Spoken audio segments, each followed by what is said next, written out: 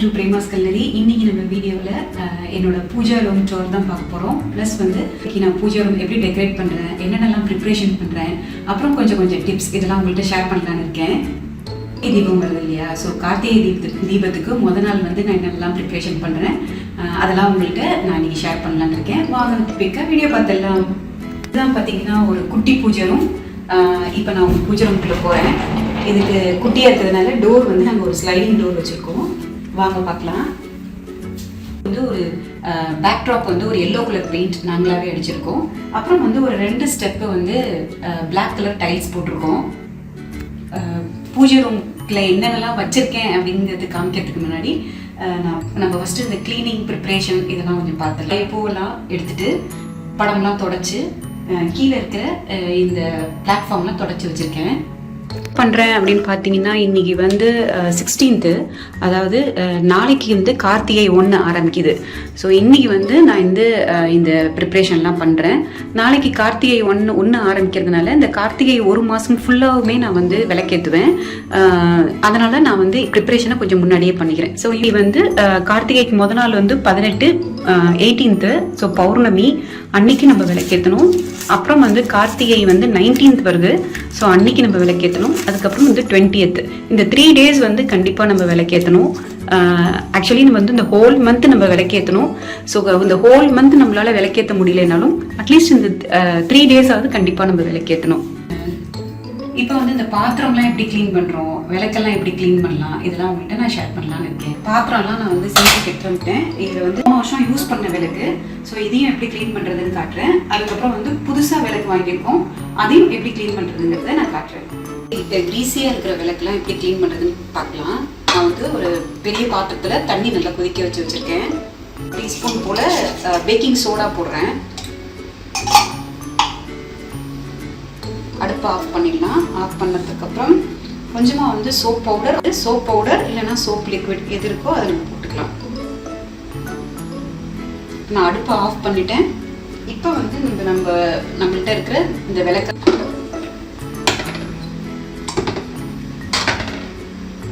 இதை அப்படியே விட்டுடலாம். அதுக்கப்புறம் இதை வந்து நார்மலாக வாஷ் பண்ணுற மாதிரி வாஷ் பண்ணிடலாம். அப்போ புது விளக்கு வந்து நான் வாங்கியிருக்கேன். ஒவ்வொரு வருஷமும் வந்து அட்லீஸ்ட் ஒரு 5 விளக்காவது நம்ம வந்து புது விளக்கு ஏற்றணும். ஸோ இந்த புது விளக்கை வந்து நான் தண்ணியில் வந்து ஊற வச்சிடுறேன். ஏன் நம்ம தண்ணியில் ஊற வைக்கணும்னா, யூஸ் பண்ணுறதுக்கு முன்னாடி இந்த பாருங்கள் தண்ணி வந்து எவ்வளோ வந்து அதை அப்சர்வ் பண்ணுது. அது மாதிரி நம்ம ஊற வைக்காமல் நம்ம அப்படியே எண்ணெயை வந்து நம்ம இதில் ஊற்றி இதில் யூஸ் பண்ணோன்னா ஆயிலெலாம் அப்சர்வ் பண்ண ஆரம்பிச்சிடும். அதனால தான் வந்து நம்ம வந்து ஊற வைக்கணும். நான் போட்டோடனே தண்ணி எப்படி அப்சர்வ் பண்ணுது பாருங்கள். ஸோ இது வந்து அட்லீஸ்ட் வந்து ஒரு 5 hours 6 hours ஆகுது இது நல்லா ஊறணும். ஊறினதுக்கு அப்புறம் இதை தொடச்சிட்டு க்ளீன் பண்ணிட்டு நம்ம இதை யூஸ் பண்ணலாம்.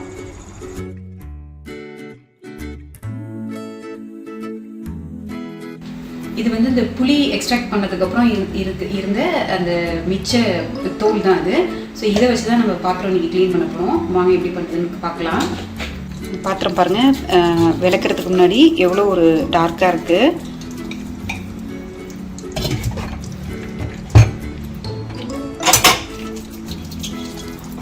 ஃபஸ்ட்டு வந்து புளியை வந்து நான் ஃபுல்லாக அந்த பாத்திரத்தில் அப்ளை பண்ணி நல்லா ஸ்க்ரப் பண்ணிட்டேன். அப்படியே அப்ளை பண்ணி நல்லா ஸ்க்ரப் பண்ணிவிட்டு இதை அப்படியே நம்ம வந்து ஒரு 5-10 minutes அப்படியே வந்து அதை அப்படியே ஊற விட்டுறணும். 5-10 minutesக்கு அப்புறம் ஜஸ்ட் நம்ம வந்து அதை வாஷ் பண்ண வேண்டியது தான். ஊறிடுச்சு. நான் இது எல்லாமே நார்மலாக ஒரு ஸ்க்ரப்பர் வச்சு தேய்ச்சி எடுத்துடுறேன். இங்கே பாருங்கள் எவ்வளோ பளபளன்னு இருக்குது பாத்திரம்னா.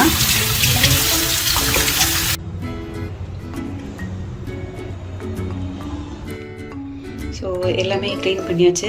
வெள்ளி பாத்திரம்லாம் பாருங்கள் எவ்வளோ புது பாத்திரம் மாதிரி இருக்குது. விளக்கெல்லாமும் க்ளீன் பண்ணி எல்லாம் ரெடி பண்ணியாச்சு. விளக்குக்கெலாம் நம்ம வந்து மஞ்சள் குங்குமம் வைக்க போகிறோம். ஸோ இப்படி யூஸ் பண்ணும்போது புது மஞ்சள் தான் யூஸ் பண்ணணும் எவ்ரி டைம். ஸோ நான் இப்போ வந்து மஞ்சள் குங்குமம் வைக்கிறதுக்காக மஞ்சள் பிரித்து கொட்டிக்கிறேன். தண்ணி ஊற்றிட்டு யூஸ் பண்ணிக்கலாம். தண்ணி வந்து ரொம்ப தண்ணியாக கலக்காமல் கொஞ்சம் கெட்டியாக கலந்து யூஸ் பண்ணிக்குவோம். நான் வந்து ஒரு பட்ஸ் யூஸ் பண்ணுறேன். ஃபஸ்ட்டு வைக்க ஆரம்பிக்கிறது எப்போதுமே நம்மளோட வீட்டில் இருக்கிற காமாட்சி விளக்குலேருந்து தான் நம்ம ஸ்டார்ட் பண்ணணும். ஸோ நான் அதுக்கு முதல்ல வைக்கிறேன். ஸோ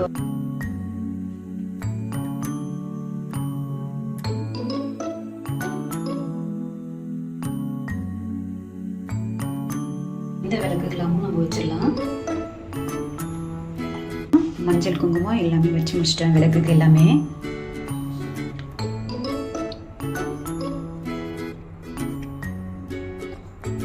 சாமியோட போட்டோ ஃப்ரேமுக்கும் மஞ்சள் குங்குமம் எல்லாம் வச்சாச்சு.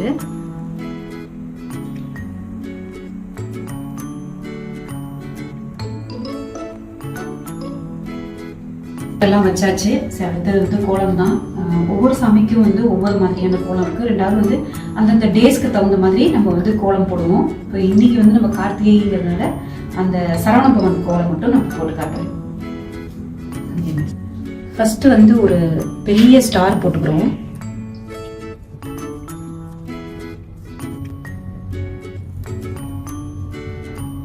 அந்த பெரிய ஸ்டார்ல இருந்து உள்ளுக்குள்ள ஒரு சின்ன ஸ்டார்.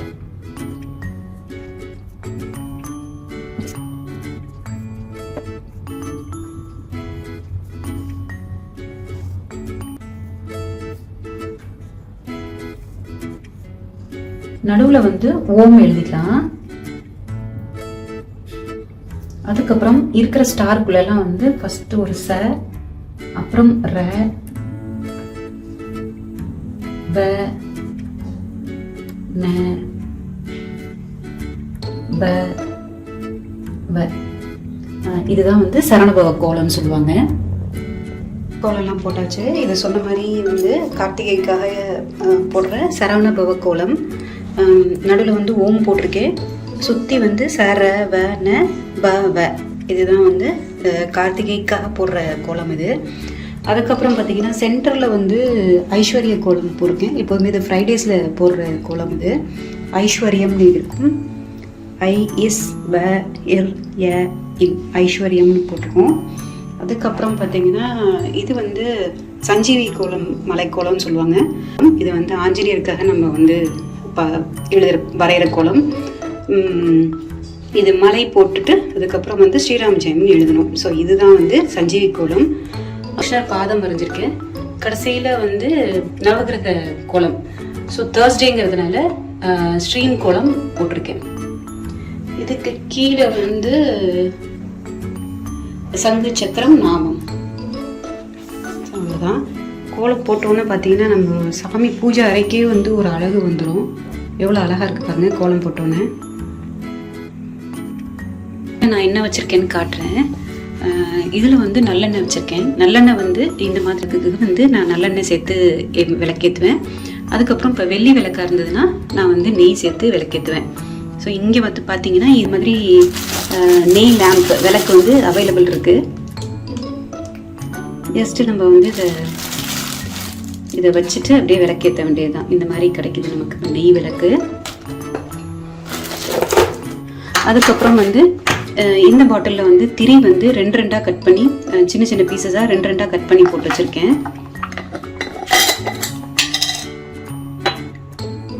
பஞ்சு திரி தான் ஏற்றணும் நம்ம. ஸோ நம்ம வந்து ரெண்டு ரெண்டாக போட்டு ஏற்றலாம். அதுக்கப்புறம் பார்த்தீங்கன்னா இதில் வந்து ஒரு பாட்டில் வந்து சூடம் வந்து மிளகு போட்டு வச்சுருக்கேன். இது வந்து கரையாமல் இருக்கணுங்கிறதுனால. ஸோ இது வந்து விளக்கேற்றுறதுக்கான ப்ரிப்பரேஷன் நம்ம பார்த்துட்ருக்கோம். கூடவே வந்து நான் அந்த சாமி ரூமில் என்னென்ன திங்ஸ் இருக்குங்கிறதையும் நான் காமிச்சிட்ருக்கேன்.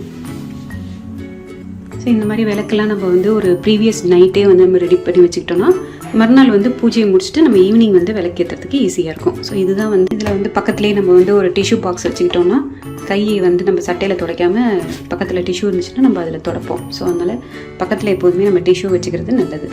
இந்த மாதிரி அகல் விளக்கு ஏற்றும் போது கீழே வந்து அது கோலம் போட்டு அதுக்கு மேலே விளக்கு ஏற்றணுன்னா பார்க்குறதுக்கு அழகாகவும் இருக்கும். ரெண்டாவது வந்து எண்ணெய் ஏதாவது செத்துச்சுன்னா கூட இந்த அரிசி மாவுங்கிறதுனால இந்த கோலம் வந்து அப்சர்வ் பண்ணிடும்.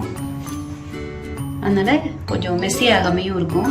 ஸோ அதனால் கீழே கோலம் போட்டு அதுக்கு மேலே விளக்கேற்றுறது நல்லது. ஸோ இது பார்த்திங்கன்னா இந்த மாதிரி பூவெல்லாம் போட்டு சாமிக்கு எல்லாம் ரெடி பண்ணியாச்சு. விளக்கு ஏற்றும் போது ஒரு ஸ்லோகம் நம்ம சொல்லணும். ஸோ அந்த ஸ்லோகம் வந்து நான் வந்து கீழே டிஸ்கிரிப்ஷனில் கொடுக்குறேன், நீங்கள் செக் பண்ணிக்கோங்க. சாமிக்கு பூவெல்லாம் வச்சு எல்லாம் ரெடி பண்ணியாச்சு. இதுதான் வந்து ஒரு சிம்பிளாக வந்து ஒரு ப்ரிப்ரேஷன் கார்த்திகை தீபத்துக்காக. இந்த வீடியோ வந்து கொஞ்சம் லென்த்தியாக போகிறதுனால நான் நெக்ஸ்ட் வீடியோவில் நான் என்னென்ன சுவாமி எங்கெங்கே வச்சுருக்கேன், நான் எப்படி பூஜை பண்ணுறேன், இதெல்லாம் வந்து நான் நெக்ஸ்ட் வீடியோவில் நான் அப்லோட் பண்ணுறேன்.